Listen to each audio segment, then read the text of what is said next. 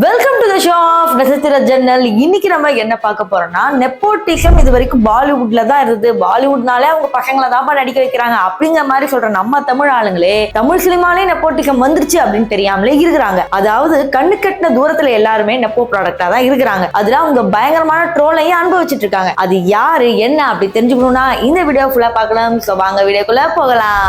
இந்த லிஸ்ட்ல நமக்கு ஃபர்ஸ்ட் வர போறது யாருன்னு பாத்தீங்கன்னா சாய் அபயங்கர்.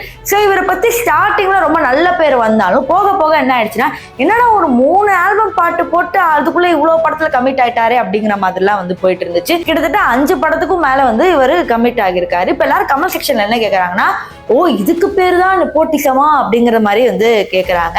ஸோ வந்து என்னதான் ஆல்பம் சாங் எடுத்தாலும் அந்த அளவுக்கு ஒரு படத்துக்கு தயாரிச்சு பாட்டு பண்ணி அதெல்லாம் எவ்வளவு பெரிய விஷயம். அதுல எத்தனை பாடல் இயக்குநர்கள்லாம் இருக்காங்க. எக்ஸாம்பிள் ஷியாம் எல்லாம் இருக்காங்க. அவங்களுக்கு எல்லாம் நிறைய படங்கள் கொடுக்கலாம். ஆனா பாத்தீங்கன்னா அவங்களுக்கு கொடுக்காம ஆனா உன சாய பயங்கரக்கே போதே அப்படிங்கிற மாதிரி ரசிகர்களும் கொந்தளிக்கிறாங்க.